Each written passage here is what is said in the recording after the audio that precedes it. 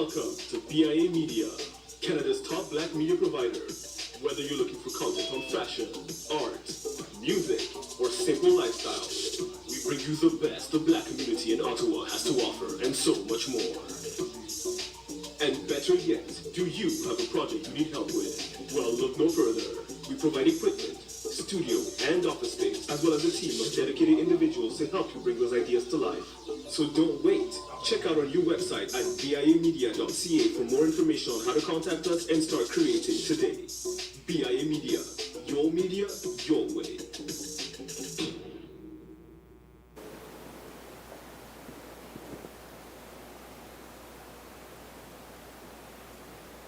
All right, everyone, good morning. This is our last session for this course and also our last session for this cycle of courses for 2022-2023. This is our last session in early history of the African Renaissance, 1896 to the present. And today we are talking about the present. We're going to be dealing with the past, let's say 15 to 20 years in the African world. I look forward to working. I'm glad that we've worked together over these past couple of months. Those of you that have been taking these courses, this is the end, but it's not the end completely. We will start again in July. And we'll enter our 6th cycle in July. So we'll talk more about that toward the end. But there's a lot to discuss today. We're going to go through it. We do have to end today pretty sharply at 12:40, so we're going to try to get everything that we need to get done in by then. I would love to have a longer discussion on the things that we're going to talk about today, but unfortunately, I have to go to a mentorship meeting and get ready for that. So we'll hold off of our larger discussion for another time. All right, where we left off, we ended last week's session talking about the transformation of the Organization of African Unity to the African Union around the year 2000, really formalized in 2003. Under the stewardship and this idea of African Renaissance that had been mentioned by a number of scholars. I mean, Kwame Nkrumah mentioned that, the African Renaissance. Cheikh Anta Diop, the great Senegalese multi-genius, had written about the African Renaissance, and Nnamdi Azikiwe had talked about a Renaissance Africa. But really in the modern period, Thabo Mbeki's vision of the African Renaissance kind of became a clarion call for this newly created African Union. In the early 2000s, there was a lot of optimism about what Africa was going to become in the new millennium. The optimism, that grew from the end of apartheid, the optimism that grew from the youth of Africa and so many different things. So Thabo Mbeki takes over from Nelson Mandela. He's the president of South Africa from 1999 to 2008, and he kind of, really pushes this call for African Renaissance.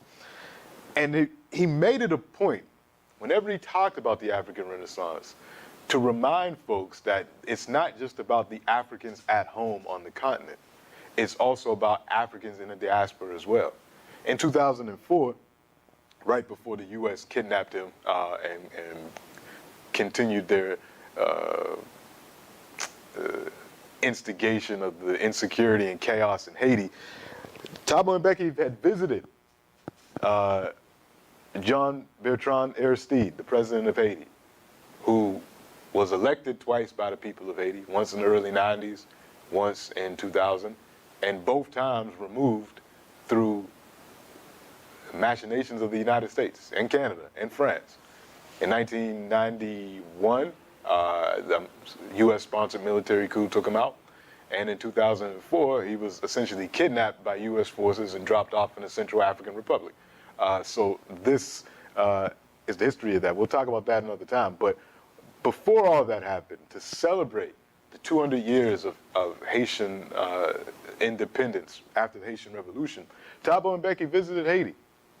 And he said, "We today are engaged in a historic struggle for the victory of the African Renaissance, because we are inspired by, among others, the Haitian Revolution.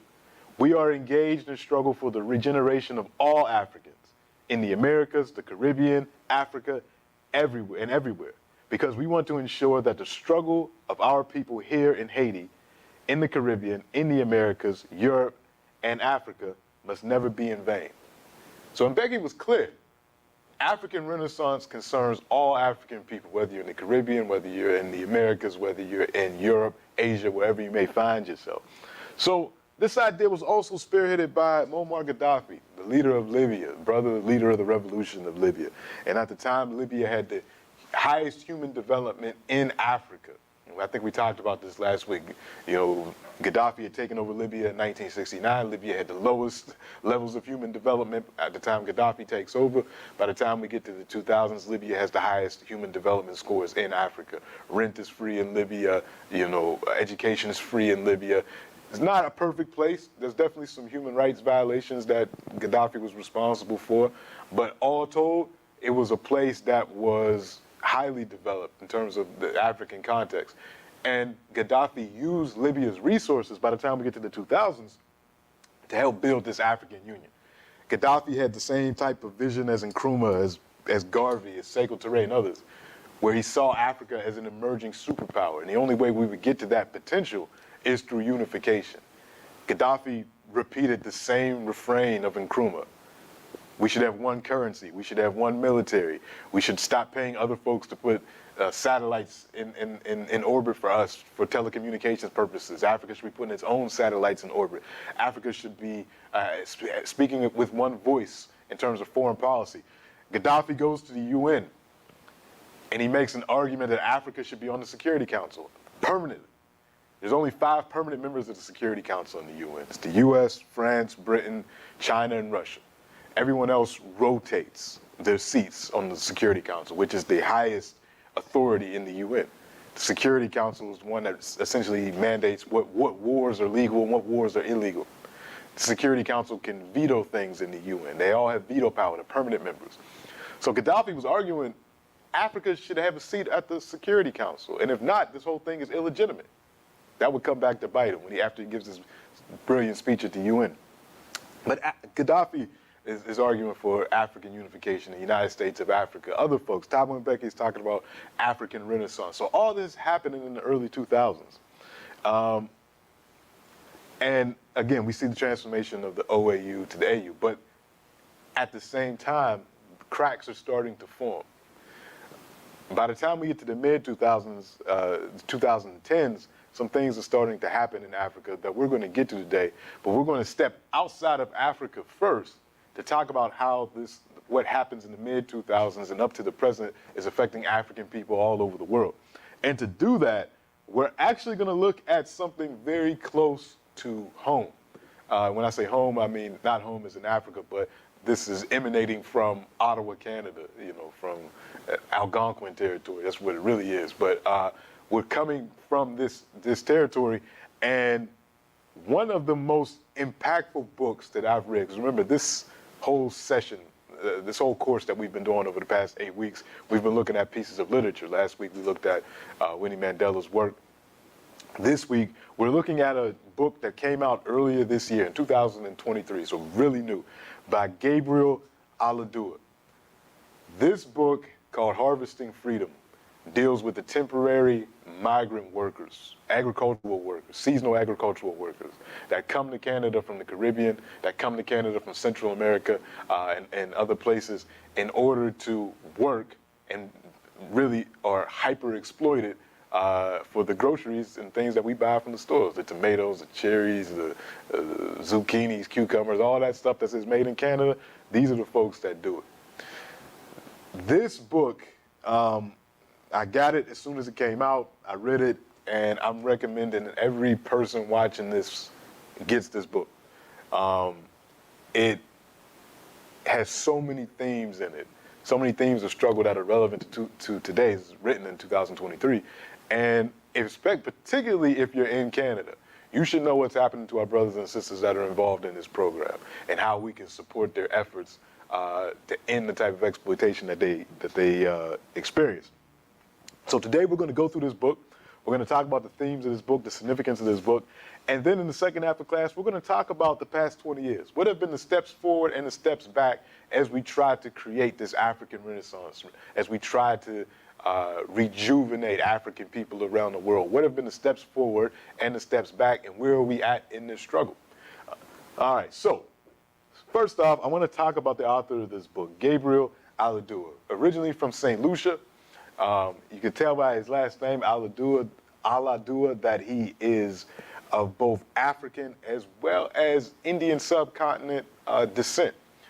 As we know about the Caribbean, a lot of folks from the Indian subcontinent were brought into the Caribbean to almost be a buffer class, and they were also hyper-exploited for their labor, and no different in St. Lucia, large Indian population. So he has both African and Indian ancestry. Well, I'll let you be introduced to him through a video. Daniel, if you wouldn't mind, could you play the video of Brother Gabriel speaking?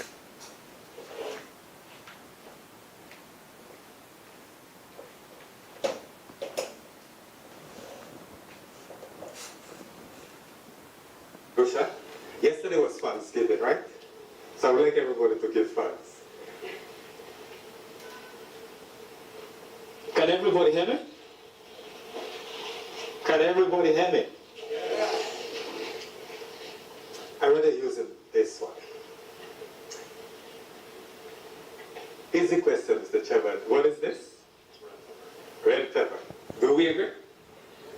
Mr. Chairman, again, it's not a trick question, right? Do you know how many seeds are in there? Do you know how many seeds are in there? A lot. Do we agree? A lot. But we don't know definitely how many seeds, right? We can see it. And I'm here to tell you that behind this fruit here, there are 20 injustices that migrant farm workers face in Canada. 20 injustices. And that is what my story is about. That the fruits that we eat, the vegetables that we eat, that there are 20 injustices. Yesterday was Thanksgiving. Who did we give thanks to? Why did we give thanks? We don't know. I don't know. But to tell you my story, I want to tell you, just before I'm from St. Lucia, and you know St. Lucia is in the global south, right? As you saw in the map that was previously shown. And there's a big divide between the north, the developed, and the south. Global inequality, that inequality, it's not an accident, it's by design. And I would like to encourage each and every one of you to watch LIFE, L-I-F-E, and DEBT, D-E-B-T. These are the structures that Canada is part of that creates that divide. Talking about that divide, I want to tell you, before I came to Canada, my father was involved in my father was arrested and taken to court. He was taken to court for stealing a cow. Now in my home country, what is a cow? A cow is not just an animal. A cow is an emergency fund. To have an animal just feeding on grass, and after a couple of months, you can make money out of that. That's an emergency fund for people in my home country. For somebody to steal your emergency fund, how would you feel? How would you feel, Mr. Chairman? Sorry? Angry. Show me that you're angry, Mr. Chairman. Well, that's exactly what happened. So the person decided to take my father to court. But my father, when he got to court, during the matter, he said he didn't have a lawyer. Something seemed important by that. He didn't have a lawyer. You know what he said? He said one day he was walking home. He saw a really, really nice rope. I think I have a nice rope, Mr. Chairman. He saw a really, really nice rope. That's what he said. He decided to drag that rope home, and when he got home, what did he get? A cow. Is that looking like a cow? Is that looking like a cow, Mr. Chairman? That's exactly what Mr. Cycle get, right? That's all he said. He found a nice rope, he dragged the rope home, and when he got home, he decided to check the other end. And at the other end, he found a cow. In a similar way, I was in my home country, and I was forced to pick up a rope. I was forced to pick up a rope.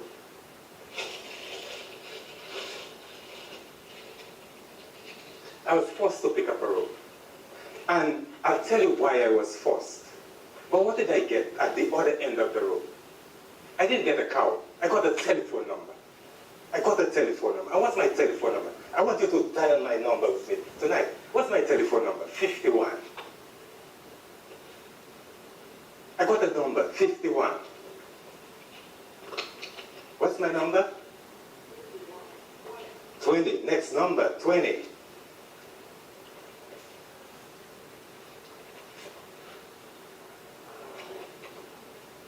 Are you dialing that number?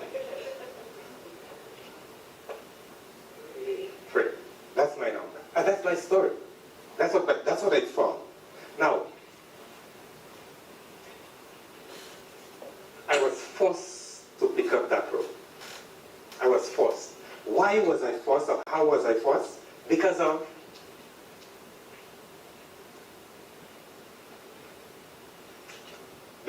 global inequality, which is just what I told you. Because of global inequality.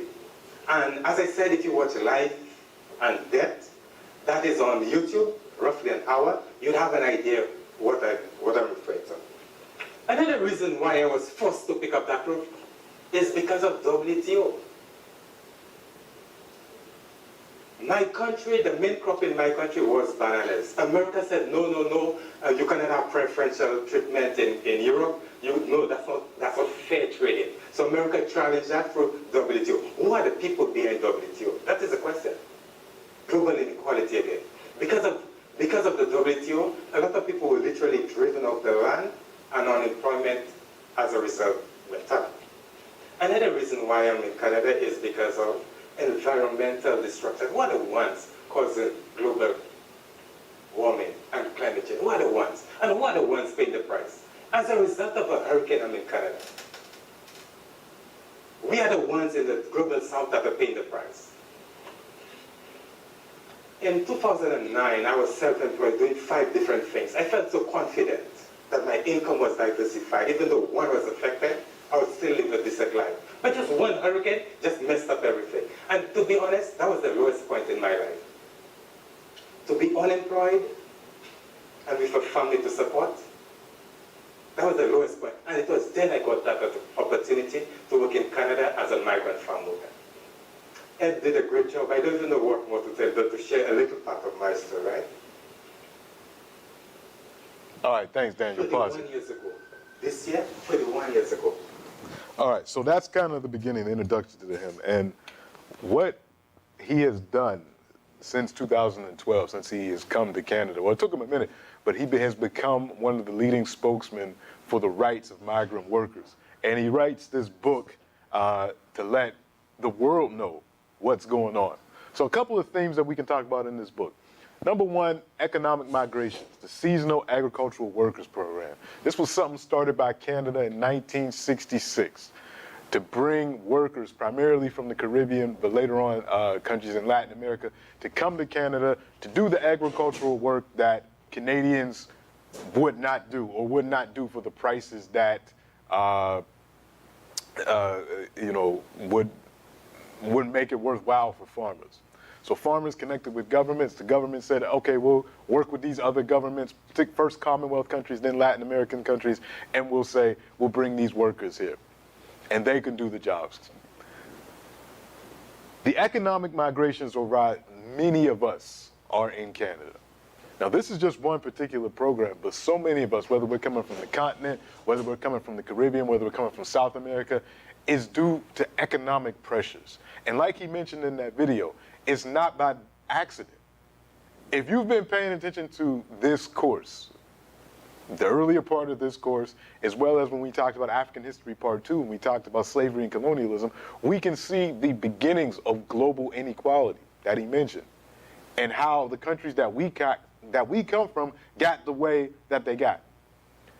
And even the populations of us that were in the Americas or in the Caribbean, the impact of enslavement, the impact of colonization, and why it has created this circumstance where many of us have to leave tropical, beautiful places like Jamaica, like St. Lucia, like Ghana, like Congo, which is beautiful, like Mozambique, which is beautiful, like Somalia, which is beautiful. We have to leave our homes, our warm homes, by the way, warm homes, and end up in freezing Canada. You think we want to do that? No. It's economic migrations. It's because we're looking for jobs, we're looking for opportunities. So this book talks about that. It talks about this push-pull. It talks about when he mentions the WTO, what he's talking about is the World Trade Organization. They make these rulings about what countries can and cannot do in terms of protecting their industries, as well as giving preferential treatment to other industries and to other countries. The United States, which protects everything. You can't sell milk in the United States without there being a high tariff. You can't sell wheat in the United States, rice into the United States without there being incredibly high tariffs. However, the United States doesn't want other countries to have high tariffs or import tax on their on U.S. goods. They say, oh no, you're messing with the free market. So you see the hypocrisy in it. And that movie he mentioned, Life in Debt, is really good. Life in Debt. So you can find it on YouTube, watch it. It explains all of that.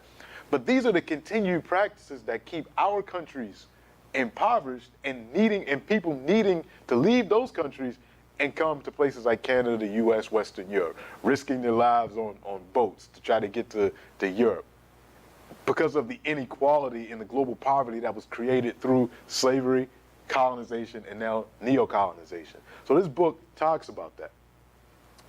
But then he gets into the meat of it.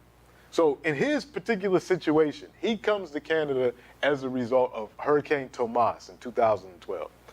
And he gets to Canada as part of the Seasonal Agricultural Workers Program.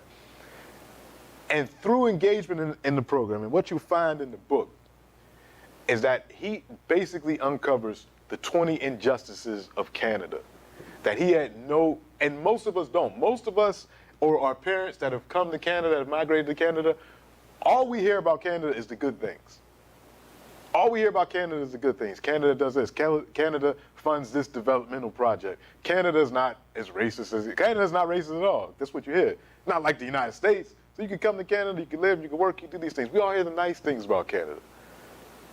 And he talks about in the book how Canada financed his high school, his secondary school in St. Lucia. So he always had this rosy view of Canada until he gets there and he gets a very cold and rude awakening. The moment that he gets to Canada, actually, because no one in the program even told him that, yeah, you might want to buy some warm clothes because we're bringing you to Canada in January. And no one even told him, how to dress, what to wear, and all that.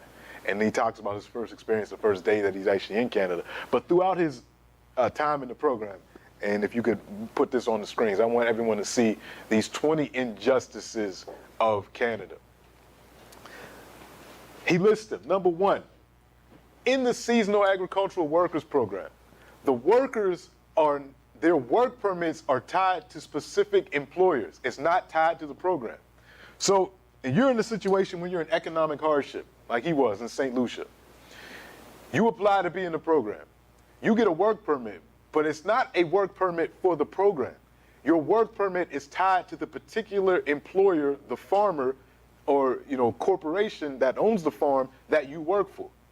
That's very important because that employer has discretion about whether you stay in the program or not. You're not guaranteed a spot in the program after you're accepted. It's not. They don't say, well, you can stay here for a year or you can be in the program for up to 3 years. No, it's all up to the employer. The employer can get rid of you at any time and you have no recourse. So your work permit is tied to the employer. So if you don't like the particular employer that you work for, you can't go to another one.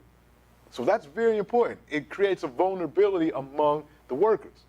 Number two, you can't apply for status. There is no mechanism for these seasonal agricultural workers to apply for permanent residency. There's no mechanism to make that happen. So you're constantly in this temporary situation. Number three, the employers control the housing. When you're in the program, you're placed in a bunkhouse or some type of flat that's on the land of the employer or adjacent to the land of the employer. They control the housing, and they make you pay for a fee for that as well. So it's not the program that controls the housing. It's not the government of Canada that controls the housing. The employer controls the housing. And of course, they're going to do everything that they can to keep costs low. So you might have 20 guys sharing one bathroom, or 20 guys sharing, one small kitchen, trying to do all their cooking and all these things. The heating and cooling situation might not be up to par. All of these types of things. Number four, the workers themselves have no say on the contracts that they sign. Those contracts are negotiated between the governments, between Canada and St. Lucia, between Canada and Jamaica, between Canada and Costa Rica, between Canada and Mexico. The workers if they get into the program, you have to apply to get into the program. You have to get letters of recommendation, all these types of things. You have to show that you have agricultural experience. And then if you're lucky enough to get into the program, you come into a room and they just kind of throw the contract at you and say, here, you're in the program, congratulations, sign this. A lot of folks are illiterate. A lot of folks are just so happy to have the opportunity to provide for their families, they just sign the contract. And there's no negotiation. It's either you take this and you're in the program, or you don't take this and you're not in the program. He talks about the constant threat of deportation. The employers can send you back at any time. Anytime. And don't necessarily have to give you a reason as to why. Very important. Number 6, racism from top to bottom in the migrant labor system. Top to bottom is what he says. And I actually want to read exactly what he writes when he says this, because it's really important. I'm going to give you an example of one of the things that he says. But he says, the SAW program is based on the idea that some lives matter less, namely the lives of black and brown migrant workers from the global south. Racial injustice is inherent to Canada's migrant labor system, which exploits the labor of racialized migrants to subsidize the lifestyle of a few, in a system where food is a commodity and not a basic human right. This racism trickles down from the structures of the program to the day-to-day experience of migrant workers who are subject to police harassment, slurs, verbal abuse, and other forms of mistreatment in the communities where, since 1966, they have worked and lived for part of each year. And he provides a very, very stark example of this type of racism. So they're in these small towns in Ontario and in other parts of Canada, working for a certain amount of time in a year, and they have to buy, groceries and food, and they go into these towns for recreation when they have recreation, and they face racism. Then we say from the top, even the government structures. But one particular example that I want to read.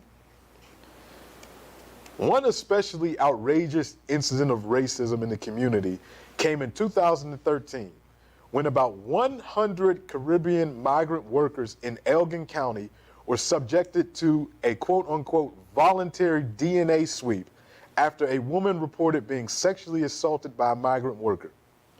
The description of the subject was a black man between 5'10" and 6 feet tall. But for the Elgin detachment of the Ontario Provincial Police who were working the case, all that seemed to matter was that he was black. Officers went to the farm closest to the assault and asked workers to provide DNA samples that could be tested against the crime scene evidence. They later expanded the DNA sweep to 4 more farms in the area, collecting a total of 96 DNA samples. Despite the victim's description of her attacker, the police collected samples from men ranging in height from 5'2" to 6'6", and in age from 22 to 68 years old. Given the profound power imbalances within the SAW program, workers did not feel that participating in the DNA test was truly, quote-unquote, voluntary. They worried that by not participating in the sweep, they would be jeopardizing their future employment in Canada. They turned out to be 100% correct about that. 3 workers on the farm who refused to participate were not requested back by the employer the next season for that exact reason, as the employer himself explained to the OPP in a letter that was part of the evidence for the case. This is the type of racism that they're dealing with. That should sound very familiar to people that are familiar with these type of tactics. Just round up all the black men, and now we can get DNA samples from them. And if you don't cooperate, guess what? You can't come back to the program next year. You can't feed your family. This is the type of pressures that they're under. Number 7, denied overtime pay and often denied minimum wage. They have a system where your productivity on these farms are tracked from the moment you start working to the moment that your day is ended. They have trackers to see how much fruit that you picked and how you completed these tasks and how fast you did. They put workers against each other to show well, this person, their productivity was this score, and you were here, and you're constantly working to try to get your productivity up and higher than the next man, because you know if you're at the bottom, you might not get called back next year. So people put in overtime. They work more hours than what they're supposed to get that productivity level up. They don't take breaks, or take very limited breaks. All of this. And at the same time, the employer can monitor. They say, well, if you didn't produce enough, then we're going to dock your pay. So at the end of the day, you're even denied minimum wage. And you don't get the benefits of overtime. If you work more than, let's say, 40 hours, you don't get the overtime benefits that a normal worker would get. When I say normal worker, but someone that's under the rules and regulations of Ontario or the federal public, workers. Number 8, dangerous jobs with little protection. Some of the work that they do on these farms is incredibly dangerous, and injuries and deaths actually happen. But sometimes when people get injured, all they do is send them back. Send you back home with no medical care, very limited medical care, just to get you back home. That's actually tied into number 9, medical repatriation. They will send you back home if something happens to you versus treating you here in Canada. Number 10, no inquest into work-related deaths. As of this time, unless they did something last week, there have been no governmental inquest into the deaths of migrant farm workers. None. I'll move a little bit faster. Number 11, employment laws exclude workers and are not responsive to workers' needs. The laws that govern employment for Ontario for federal workers and any other sectors do not apply to seasonal migrant workers. And the laws that are supposed to protect them are very rarely enforced.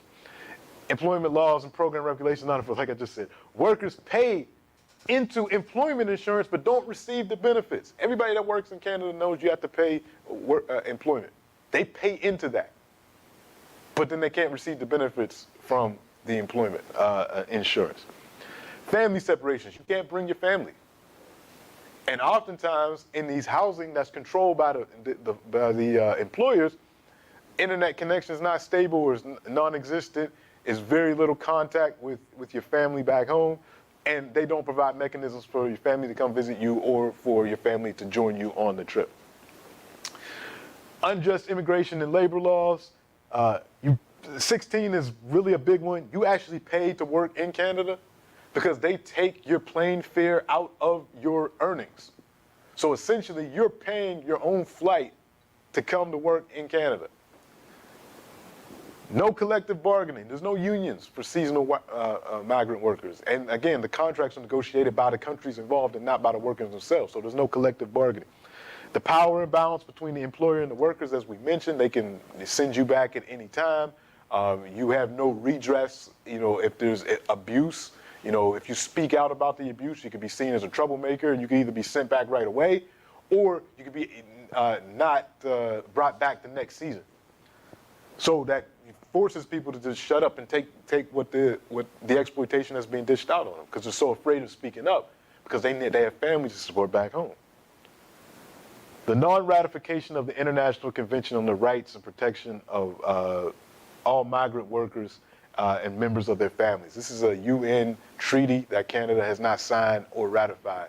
And even though Canada at the Universal Periodic Review and all these other UN mechanisms have continually told Canada, you need to sign this treaty, you need to protect the rights of migrant workers, Canada has not signed it. And then number 20, migrant farm workers organizations are not invited, not consulted, or paid to keep quiet. With the exception of the one that he's involved in, which is Justia for Migrant Workers, or Justice for Migrant Workers. They speak up, but many of these organizations are co-opted or paid off or made so weak that they can't really speak to what's going on. So these are the 20 injustices that he lists, and the book gives examples of all of these throughout his experience. So very important. The second theme I want to bring up, a good thing, is the amount of talent in the African world is one of the themes that's brought up in this book. Unlike many of his comrades in the struggle that are workers, he's not illiterate, and he actually has a great deal of experience in agricultural sciences back home. He joined the program because of the circumstances of Hurricane Tomas, but before that, He had degrees in agricultural science. He was a business owner. And he's an example of the type of talents that many of us bring with us to Canada from the African world. We got doctors, we have lawyers, we have engineers, we have artists, we have scientists. There's so much talent in the African world. In these past 20 years, we've seen that. We can look at the artistry that's coming out of Nigeria in both the motion picture industry as well as music. We can look at the science that's coming out of South Africa, the scientists, the Africans, doctors that are coming out of Somalia, many of them in the diaspora. But there's so much genius in Africa right now and in the African world, in every genre that you could think of. You know, right here in Ottawa, we got this 12-year-old black girl that just graduated university with some type of biomedical degree at 12 years old. You know, one of the people that came up with the COVID vaccine was a sister. You know, there's so much talent, but because of the situations that we're going to talk about, a lot of that talent isn't going to build Renaissance Africa. That talent is being used, just like his talent and the talents of many of us, to uphold the very systems that are causing the global inequality, that is causing us to migrate and take. So it's a vicious cycle of African talent not being used for African development, but the talent is there. This is a positive thing. The talent is there.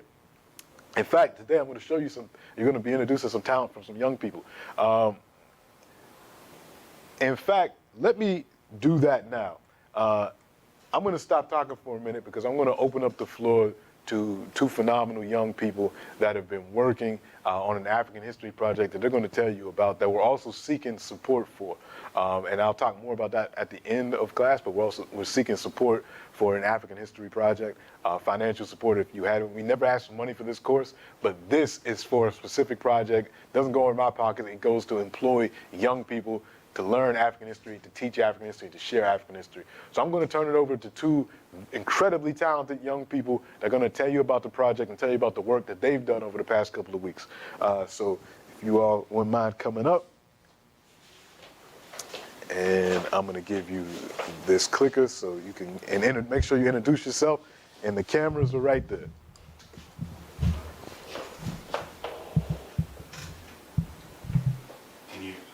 Would someone confirm if they can hear us? Daniel, can you hear them? Yes, I can. All right, move a little closer. So my name is Zamal, and my name is Sarah. and we're going to be presenting to you about Burundi and Congo. This is a short presentation on what we've been doing on the slides. We're creating a website to teach other peers like us about the history of other African countries, because it's not something taught as much in our school reforms and all that. So this is just a breakdown of what we're going to be presenting, the intro of the whole project that we're making or creating, and also about our countries. So I'll start and I'll be talking about the introduction of DRC. I didn't grow up there, but my parents grew up there. I didn't have the chance to experience it firsthand, but from what I heard, it's a pretty nice country, other than the fact that the corruption that's going on and all that. So Congo has a lot of cultural diversities, and it's facing a lot of war right now. So in this presentation, we're just going to be talking about the clothing, the music, basically good stuff that Congo is known about. My country I'm going to be talking about is Burundi, and Burundi is where I come from. I've grown up there. I recently came to Canada in 2017, and Burundi is located in East Africa, surrounded by Rwanda, Tanzania, and Democratic Republic of Congo. The capital city of Burundi is Gitega, which was recently changed in 2019 by Pierre Nkurunziza. It was originally Burundi, but they've decided to move it to Gitega, which has been a problem for some people and a benefit for other people who live in Gitega, because now they get all the benefits of the government residing in Gitega, so they get more food, more access to travel, gas, and all that, and it'll be moved. So Congo is known for a lot of things such as their natural resources, like the gold and the gold and the Cobalt minerals. yeah, the gold minerals, and it's also known for its music and its dances, like some famous artists like Kofi and some other people, and yeah. So this is just a map of the geographic location of Burundi, and you can see as it's surrounded by Lake Victoria and then Lake Tanzania, what's called Lake Tanganyika, right next to it.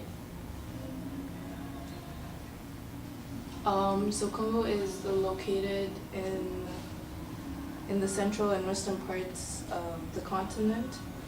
It has diverse landscape, and it includes the Congo River, but called Basin, and it also has a dense rainforest savanna and some mountains surrounding it. That's Jonathan. All those. So these are just some famous tourist attractions of Burundi. There's Rumonge, which is a place known for its nice waters, which is shown in the image here, a place that is a bit far from its previous capital, Bujumbura, which is like a 40-minute drive. It's been difficult going there for like the people of Burundi because the road is bumpy, and in Burundi, like they have a problem now fixing road, and their road structures not being well enough to develop the structures and construction of roads, so which is something the government is building and still increasingly developing. There's also a Musée Vivant, which is a museum of animals shown down here, animals and other crocodiles, gorillas, snakes. I've been there as a kid. It was really scary. I got to see some stuff. I got scared seeing some gorillas attack me when they're in the cage, but it was fun. There's also Lake Tanganyika, Bora Bora, a lot of beaches, which is amazing in Burundi. That's what I would recommend if you ever want to look at going there. The beaches have a nice air, a nice vibe. You can have some food served to you depending on where you go, and it'd be amazing to see others and people running around. So Congo is known for its traditional clothing. There's also a lot of different groups based in Congo. Like I'm from a place called Mulenge, and we don't do some of these stuff, but we kind of share the same similarities. So the Congolese people wear something called kuba, bagetu, and yanka. So kumba is known for its the clothing and the cowrie shell. They also wear something that goes on their head that has like vibrant geometric patterns. It's renowned for the use of blood curls and beadwork. Some facts and things about Burundi is that in their history they have something called, or some traditional drinks are ikivuguto, imeke, and ugwa. Ikivuguto is a sour milk. It's almost it's similar to yogurt, but it's more sour and made in a different way. Imeke is the drink you see down here that also is the same. Actually, ugwa made from bananas, and ugwa basically is the process you have is the process you have before you get to the imheke, which imheke is the traditional drink that they drink at ceremonies, at dowries, at weddings, or even when you're coming to request for a daughter in marriage at an event. And in Burundi, cows are known as like some other African countries, as a way of trading, as in showing that you want to request to go into another family, and as in marriage, taking their daughter, so you have to give up your cow, is viewed as some would say money, or in a way, in essence, giving up what you value most, because it's a big asset for Burundi.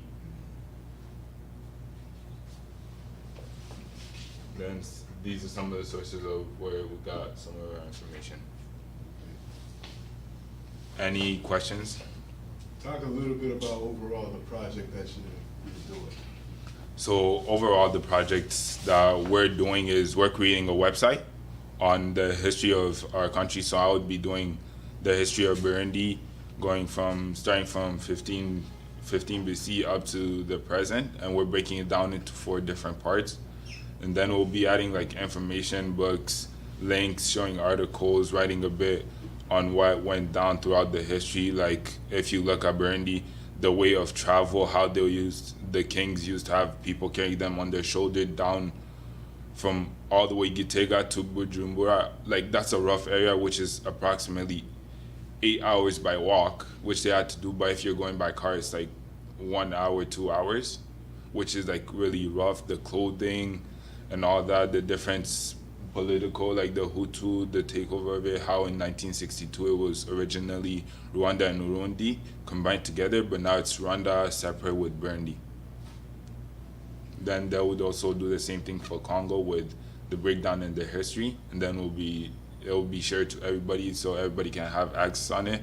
I think you guys already have the website link, so you would be able to access it once we put it in. Well done. Well done. Thank you very much.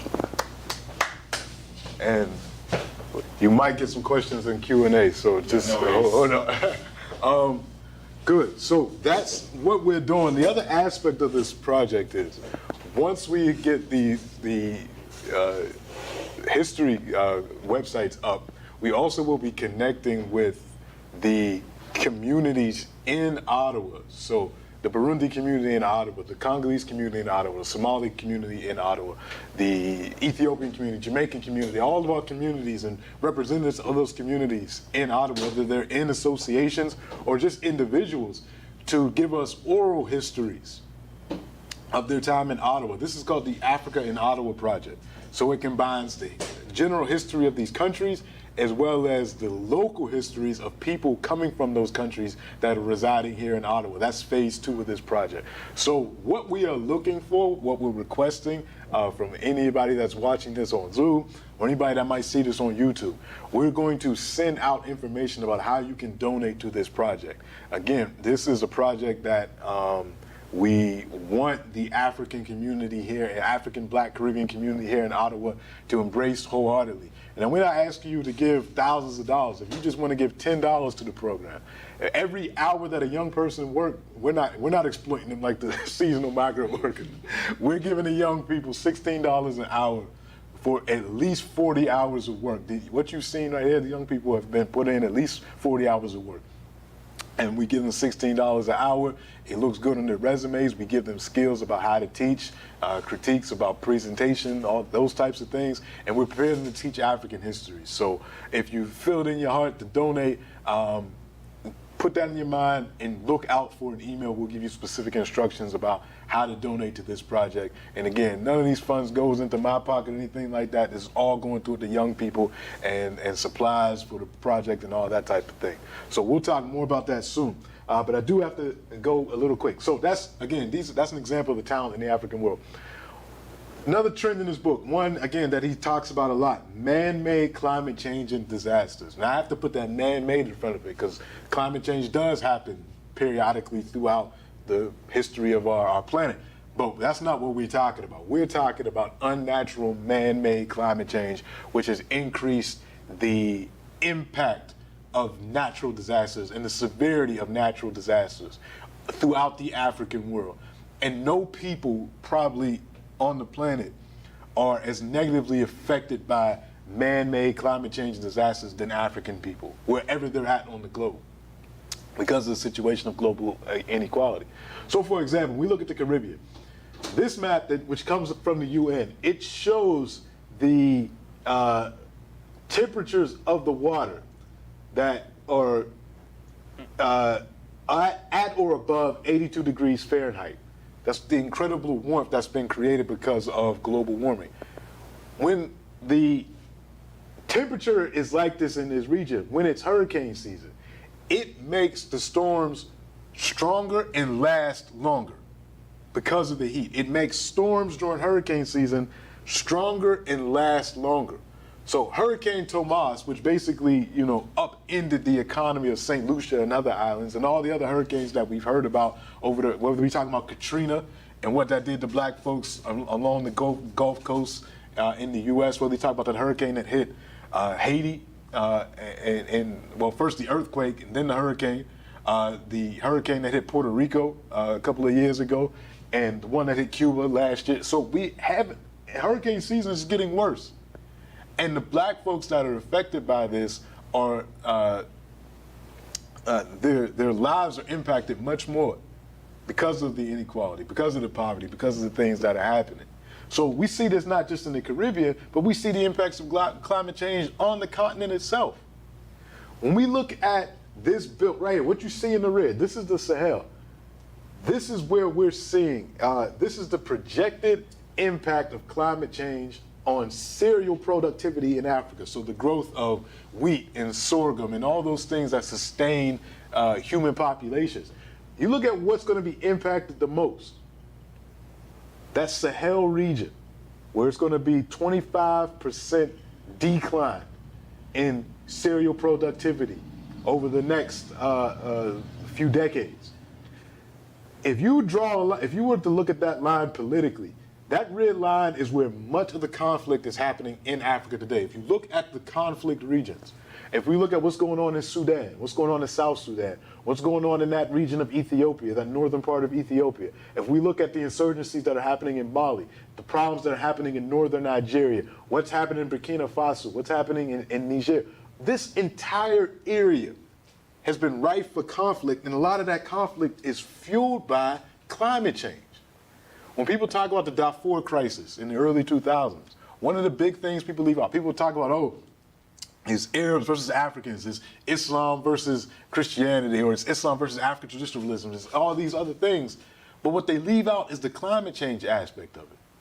That people are fighting over diminished land, diminished cereal production, all these things. You have this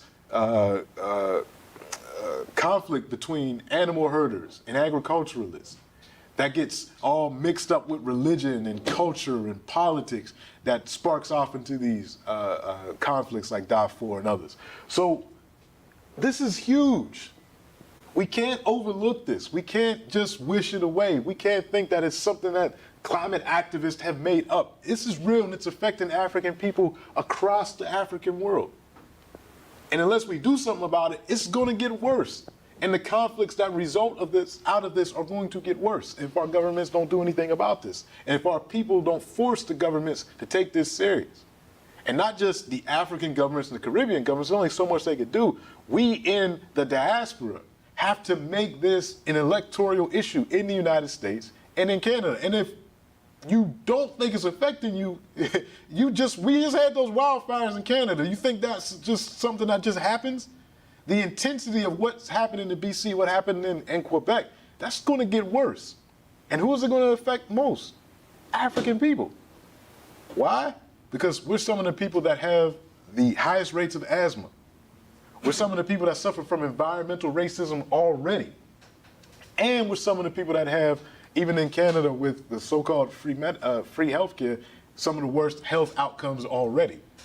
So when you put this climate change and these the bad air quality on top of all that, it's a recipe for disaster. So unless we make this an electoral issue, a serious electoral issue, we're going to have some problems. Not just for us, but for our brothers and sisters in the Caribbean and Africa as well. It's very key. My 18-month-old son now has to use an inhaler because of what happened last week. Like, he had no breathing problem, no coughing. We get a cold every now and again. That's what kids do. And I've talked to other parents about this. And so many people are suffering because of that. But yet so many people want to deny the fact that there's man-made climate change, unnatural climate change that are leading to these conflicts. I'll stop there for a second and I'll tie into let me keep going, then I'll take a break in about 5 minutes. Because of this unnatural climate change and the conflicts that have happened, these conflicts have been used by folks seeking to continue the exploitation of Africa to deploy forces such as the United States Africa Command on the continent. This was started in 2007 under the Bush administration, but it was increased and strengthened during the Obama administration. The so-called, the black president increased U.S. military presence in Africa, using these conflicts and other things happening on the continent as a pretext for increasing U.S. military presence throughout the continent. And of course, the first commander of the U.S. Africa Command, of course they had to pick a brother, or I won't say a brother, they picked a melanated African descended person, William E. Ward. William E. Ward was the first commander of AFRICOM.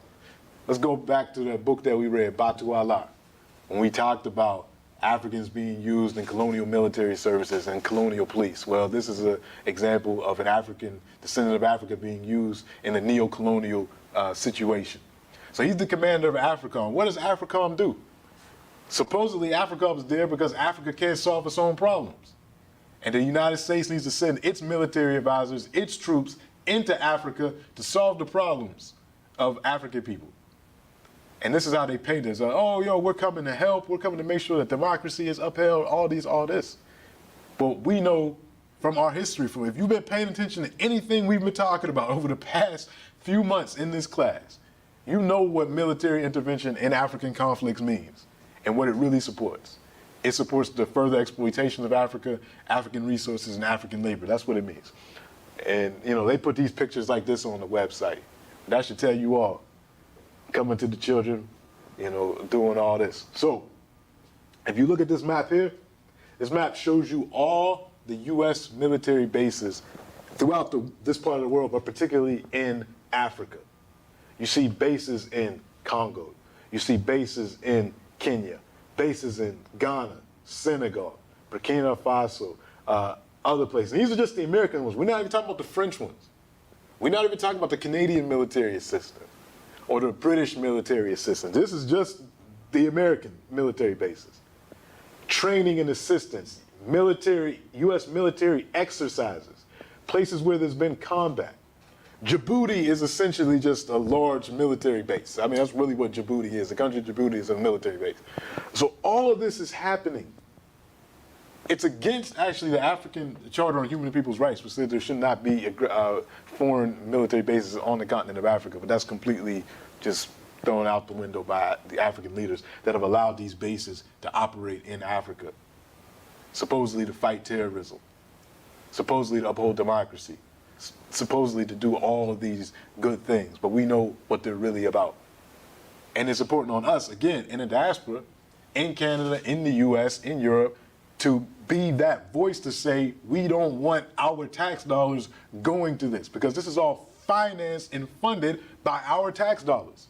So black people in Canada, in the US, in Europe, they work, they're coming because they're economic migrants, or they, were born there and their parents were enslaved in these places. You're paying all these taxes to the government, and then the government is taking your tax dollars, and some of your sons and daughters who might actually think, I don't think this is a smart man, he knows he's part of the colonial enterprise, but some of our young people, they're just joining the military because, again, economic insecurity, other things, or they might actually think that they're actually doing some good.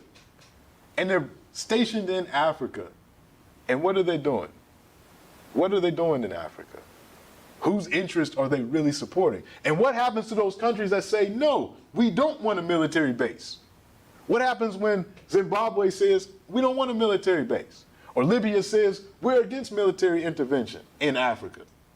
And then all of a sudden, those leaders become pariahs. Those leaders are considered sponsors of terror. Those leaders are considered anti-democratic. Some of them are. But the West isn't against them because they are oppressing their people. The West is against them because they won't bow to what the West wants them to do. This is what we saw in 2011.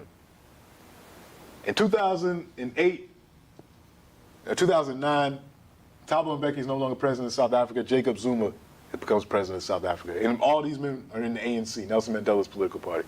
When Jacob Zuma becomes president of South Africa, increased corruption and inequality happened in South Africa. And then in 2011, Jacob Zuma votes for military intervention in Libya.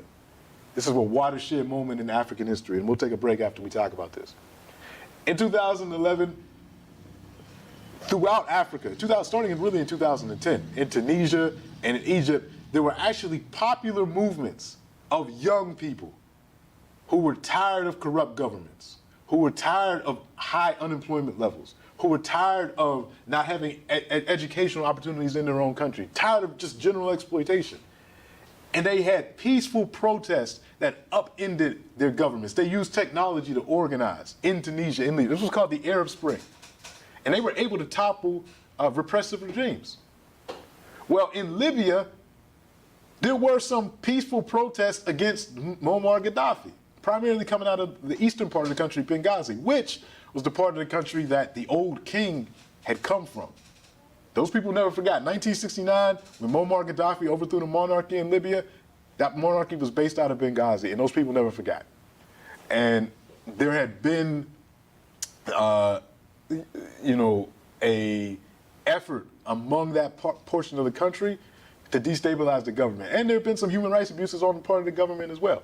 But what started out as a peaceful protest in Benghazi was joined later on by armed insurgents as well as Wahhabist Islamicists, the folks that are, aligned with Al-Qaeda and these other, extremist groups that don't even represent Islam, true Islam. They infiltrate these demonstrations, and they're armed. And then the Libyan government reacts to this armed group the same way any other government was. If a bunch of us got armed and went to parliament, guess what? You think they're going to have a peaceful negotiation with us? No, they're going to shoot us down in the street. So when the Libyan government said we are going to attack these armed protesters, the U.S., the other Western powers said, oh, no. Gaddafi is threatening to exterminate these people. We need to do something. We need to protect life in Africa, because all of a sudden African lives matter in this circumstance. We need to protect African people's lives. So we have to put a no-fly zone around Libya. We need military intervention in Libya to stop Gaddafi from slaughtering people. And the main person, one of the main people making this call was President Obama, Hillary Clinton, so-called friends of African people. They're the ones saying that we want military intervention in Libya. Jacob Zuma votes for this in the Security Council, that Africa should be invaded in order to protect these folks. When this happens, Libya is invaded by NATO, the U.S., the North Atlantic Trade Organization, and all those folks, Western Europe. They invade Libya. They invoke the responsibility to protect doctrine, and they essentially lead to the toppling of the government in Libya in 2011. And it has created a situation of chaos in Libya since then. Libya went from having one of the highest human developments in Africa to one of the lowest. So all of this happened as a result of Gaddafi's stance on one, a united Africa and being against Western imperialism. The fallout of this was this. Oh, first, then you have the Tuareg massacre that no one talks about. One of the aspects of Gaddafi's Libya was that Libya allowed for a number of Africans from other parts of the continent to come to Libya to work, to live, to make a living for their families. Well, this didn't sit right to a large population of the Libyans that were extremely racist, that identified themselves more with Arabs than with Africans. And once Gaddafi was out of power, they unleashed all their frustration, particularly on this town, which was made up of mostly Africans from outside of Libya, as well as dark-skinned Libyans, because not all Libyans look like the prototypical Arab. Many of them, most of them aren't. Most of them are actually Tuareg and Amazigh, or what are called Berbers, and others. They went into a whole town and massacred these folks. Any dark-skinned looking person was massacred. Very important, that no one talks about. In addition to that, what was unleashed in the rest of Africa as a result of the destabilization of Libya, all of these arms from this conflict went into that troubled region that I mentioned earlier, what you see in the red and just north of that. So it was a domino effect of insecurity as a result of Libya's downfall. And more importantly, on a macro scale, the largest voice and the largest single contributor to the African Unification Project had been toppled. So very important event that we have to understand and analyze correctly if you want to know what's going on in Africa in 2023 and what has been one of the things that have halted African progress in recent times. We'll stop there for now because I want to talk more about these confrontations with exploitation as we come back. Unfortunately, the youth had to leave at 12, so if you had questions for them, I will forward it to them. But we'll stop there for now, and then we'll open it up. So, Daniel, you can check in the chat if there's any questions, and I'll go to Mr. Francis. Go ahead.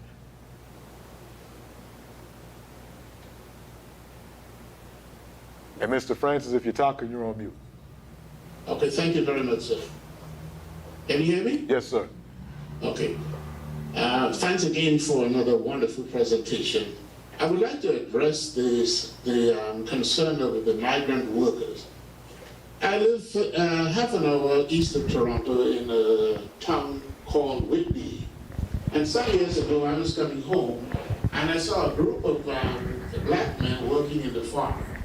I stopped and spoke to them and found out that they were from St. Vincent.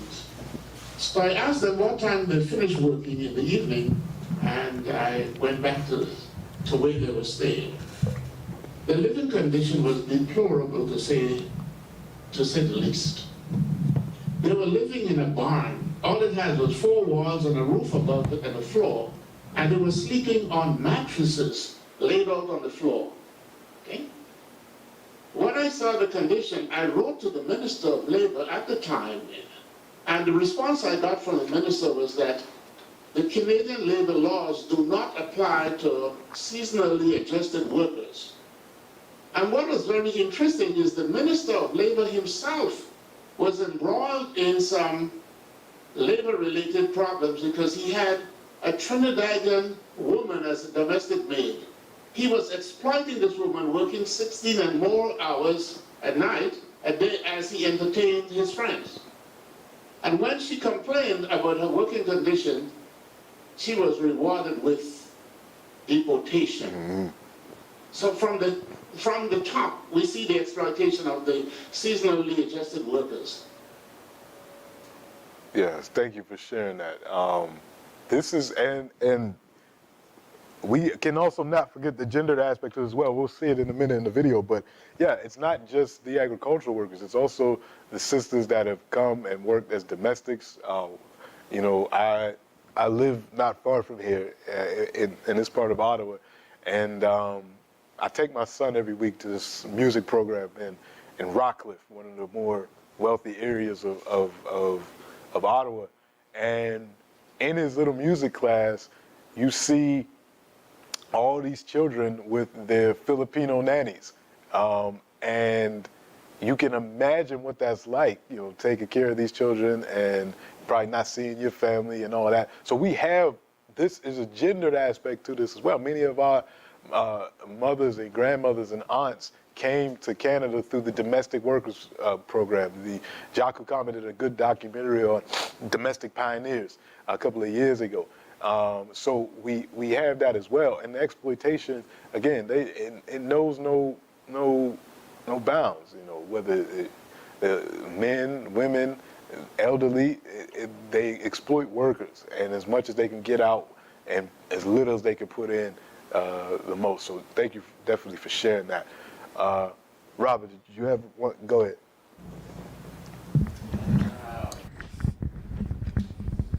Yeah, what you said about the fact that Canada hasn't ratified the International Convention on the Protection of the Rights of Migrant Workers and Families and their families. So when we went to the United Nations a few weeks ago, including your wife, right, Sasha, right, for the second meeting of the UN Permanent Forum on People of African Descent, our key part of what we were doing was going down there to critique, kind of counter the Canadian government position that everything's great and everything. So part of what we were pointing out was that there are a bunch of UN conventions that Canada has ratified that they're not honoring. In terms of, but this is the one that they haven't even, this one they're not even pretending. It's like, we haven't even signed that one. Like, we're not even pretending that we're going to, right? honor that one. So so anyway. So that'll be one of the things we raise at the next meeting in Geneva in April of 2024. And this is just goes, the Gaddafi story, right? Like, I mean, you pointed out already that it's the story we get in the media is so one-sided and doesn't tell the whole story, and it's very like, you never hear the stuff about Libya having a high developmental index. So two things on that. In terms of Obama's role, I saw a video yesterday with him being interviewed by Hassan Minhaj, the Muslim comedian, right? And Obama described, being the president as like being like the driver of an aircraft carrier, right? Like you can be up there trying to turn that little steering wheel or whatever, but you try, no matter how much you try and turn it, that thing's going in a certain direction, right? And we see that in terms of some of the stuff that he did, right? So being involved, and then the direction that the U.S. is going in is like, let's keep exploiting and keep the money coming in, and we don't really care about democracy. As long as what we care about is keeping the supporting our economy and right. So we saw that with Gaddafi, but we also see it in the coverage of the Ukraine war, right? Because in fact, directly, because back in 2014. The U.S. was involved in, again, there was a president, the president of Ukraine at the time.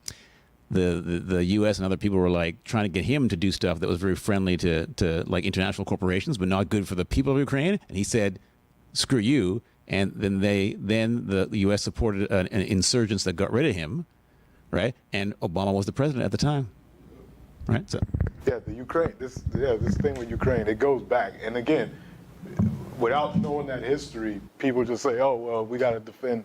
Right? Well, no, there's more to it. There's always more to it than that. All right. For the sake of time, we'll keep going because we have a few more things to do. So with all of this, with all of these ups and downs, one thing that remains constant, and is that the African people will continue to confront exploitation.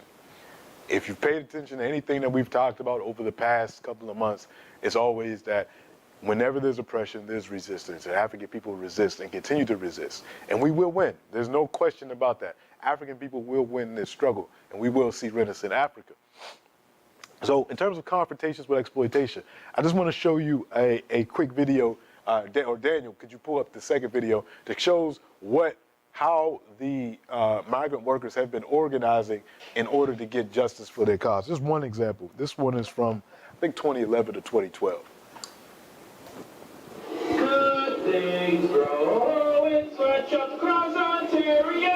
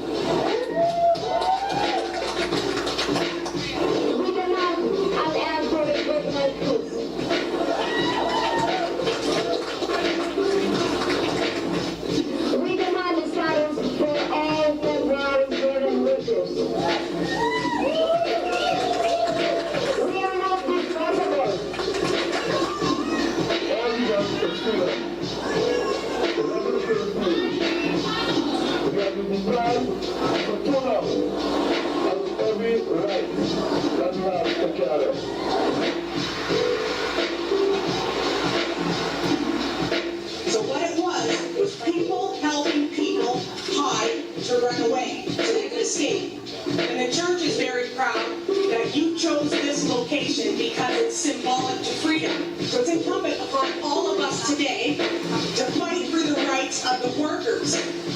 You're doing work that most Canadians will not do, but you don't receive the same equality. Canada should not be placing that upon any worker, whether you're full-time or seasonal.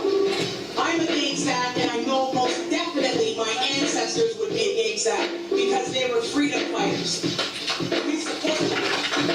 So no longer churches, just by the people alone. We have to get to the streets, take it to the house and construction, always on the move.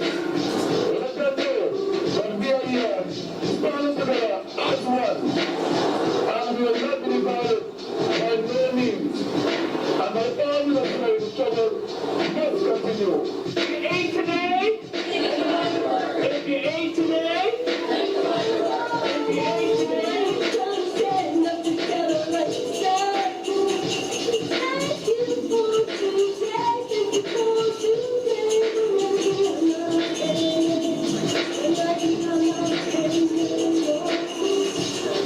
This one is dedicated to all the fallen workers. all three, whether black, white, Chinese, the whole area one. Cut your blood run just alike. No difference with the color of the blood. Same thing with the heart. No difference. While we stand aside and look, some say it's just a part of it. We got to fulfill the book. Won't you help me sing? Yeah, these songs of freedom. Because all I ever heard, redemption songs, redemption songs. All right, thank you for that, Daniel. So that was from 2011. These pilgrimages still happen. These caravans still happen. I think there was one recently to a number of places, even Ottawa, a couple of years ago. But Justice for Migrant Workers. You go to justiceformigrantworkers.org. You can learn, get more resources, figure out how you can get involved in the struggle to end this type of exploitation that we're seeing. But this is all around the African world where we're seeing these confrontations with exploitation. In South Africa, during that Zuma regime that I talked about, the people were fed up with Zuma's corruption, the corruption that increased throughout South Africa during those times, and they formed groups like the Economic Freedom Fighters, particularly after the Marikana mine massacre. Probably the worst massacre in South Africa since the apartheid regime ended. Remember, apartheid ended in 1994. Yet in 2012, black workers attempting to strike for better wages at a platinum mine were gunned down by the police in black-controlled South Africa. So what does this show us?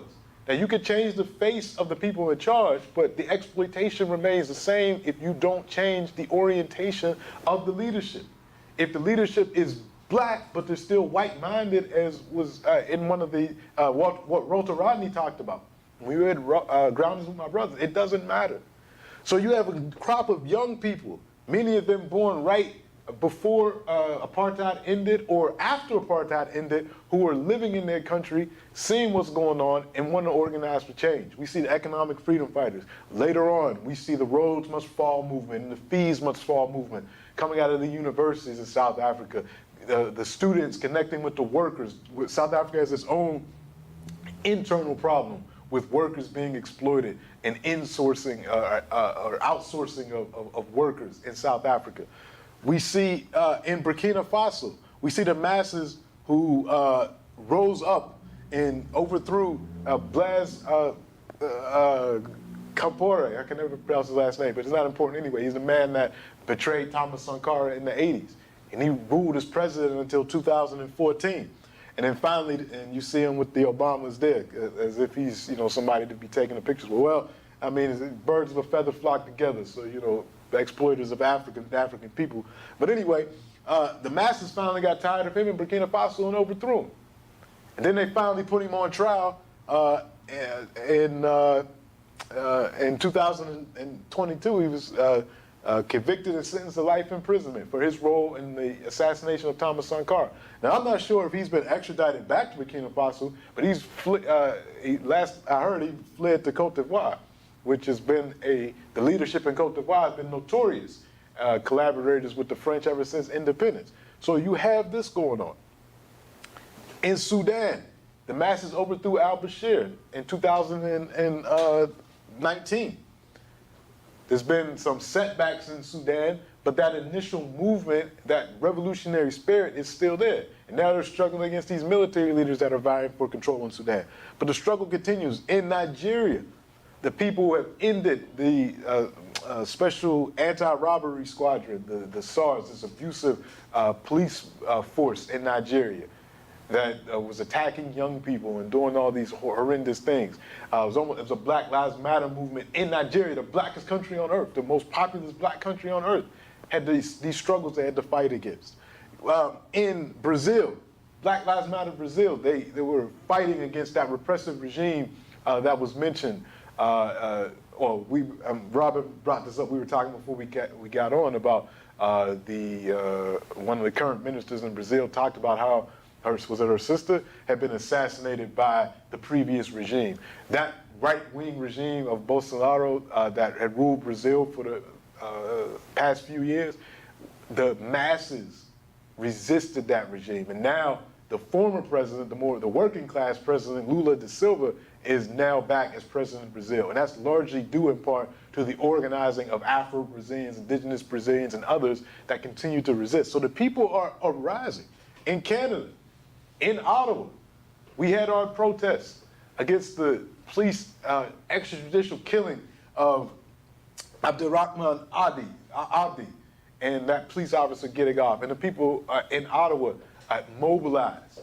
And there's forces in Ottawa that are still mobilized, fighting against injustice. And we're here. So it's everywhere. African people in Colombia, they elected the first black Afro-Colombian vice president. One of our great freedom fighters, a lawyer, environmental activist, Francia Marquez. So the people all over the African world are moving. And we have these ebbs and flows in our progress. We have these ebbs and flows in our organizing. But history always flows in the direction of justice. And as we conclude this class and we conclude this cycle of courses, it's up to us to figure out where we're going to be in our history. Because in 50 years from now, when people are writing about this moment, they're going to ask, what were we doing? And there's more evidence now than ever that people can figure out what you were doing during this historical time period. We talk about 50 years ago, 60 years ago, and we ask people, the civil rights and black power movement was going on. What were you doing? Did you march? Did you do this? Like, no, I didn't do this or I didn't do that. Well, people are going to be asking about us. And they're going to be able to look back online and hear with your social media. Were you at the march? Were you protesting? Were you doing this? Or was you out doing some foolishness? And people were able to pull that up. So we always have to ask ourselves, how will history reflect on what we did during this time period? Were we in solidarity with the migrant workers? Were we in solidarity with anybody that's being exploited and oppressed? And are we fighting against that? History will tell the truth on us. So we got to make sure we're on the right side. So as we conclude, what I see, just my personal view, which I don't often give too much in these classes, I try to be as, not objective, I can never be objective, but try to take myself out of it as much as I can.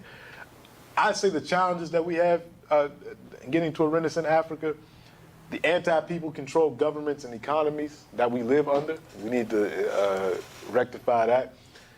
The external aggression that we're dealing with, things like AFRICOM and those external things that are oppressing our countries in collaboration with these anti-people controlled governments and economies. Systemic anti-black racism in the countries that we live in that we're not the majority. And even the countries like South Africa, we are the majority, still anti-black racism. Systemic anti-black racism. We have to struggle against that. And of course, as I'll keep mentioning, unnatural man-made climate change. It's a big struggle for us. But we can overcome all these struggles because we have dedicated youth and elders. I used to just have dedicated youth on there, but then I thought about it, it's not just the youth. Because the youth are nothing without the wisdom of the elders. You need to combine both. We have so many dedicated elders, people that have lived through struggles, who have experience to share, and we have the youth with the energy that can be connected with that. We have both of those ingredients. We got the technology now that we can use to have courses like this and connect all over the world. And we do have resources. Our resources aren't many, but we have both material and immaterial resources that we can tap into. It's just a matter of using those resources in a disciplined fashion and organizing for the Renaissance Africa that we want. So I will stop here for today, and I will stop our course. We will pick up again in the beginning of July. I will let everyone know the date that's happening, and we start the course over again. We go all the way back to 10,000 BC, and we start our cycle over again for 2023, 2024. So I'll send out the links to that. I can tell you we will have our normal slate of classes, What History Class Left Out Part 1, What History Class Left Out Part 2, the Sheroes class, and of course this class, and then interspersed we will have some seminars. The first new seminar that we'll have will be in September, and that will be the seminar that I've been talking about for years. We're finally going to do it, the seminar on Paul Robeson. We will have a complete 4-week seminar in September on Paul Robeson. December, we will have a new seminar. I think it'll be on Haiti, just 4 weeks on Haiti, because we're coming up on the 220th anniversary of Haiti's independence on January 1st, 2024. So we're going to spend December talking about the Haitian Revolution and Haitian history. We're going to focus December on Haiti. And then in April, we're not going to do the Malcolm X Martin one since we did it this year. We will do something else in April for another seminar in April. So we have 3 new seminars, our general slate of classes, and we just will continue our discussions. Before we close out and open up for final questions and answers, I just want to do a few recognitions, and I will email all of you these this afternoon. First, certificate of appreciation, participation to Robert Brown, and he's actually here in person, so I actually have a physical one for you. So thank you for your continued participation. These are for folks whose names constantly appear in the registration who are on the Zoom. If you watch this via YouTube, I don't know your name, but I'm thank you for participating. Keep viewing, and you can feel free to send me your name, and you can say, hey, I've been watching, and I will send you a digital participation. Gloria Anderson, thank you. Prince Bado, thank you. Ms. Jacqueline Brown, thank you. Lisa Butcher, thank you. Violet Dehaney, thank you. Paula Edwards, who's my mother, who watches the recordings of these every week and always has good questions for me. Thanks, Mom, for watching. And also my mother-in-law, Miss Denise Hart. I know she watches a lot. Thank you, Miss Denise. Mr. Francis, Miss Melka Facha, thank you. Myra Flash, Miss Myra Flash. Brother Cien Fawn, thank you. Brother David H, always, and we love talking to Brother David H.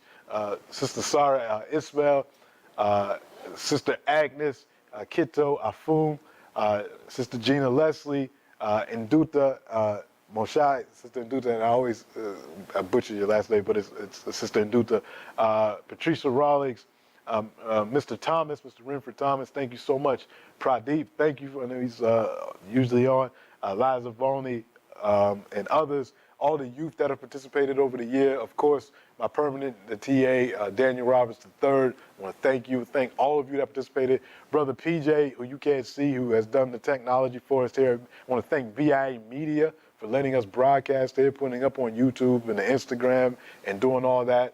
You know, Jaku Combat has this relationship with BIA Media. We're going to continue it.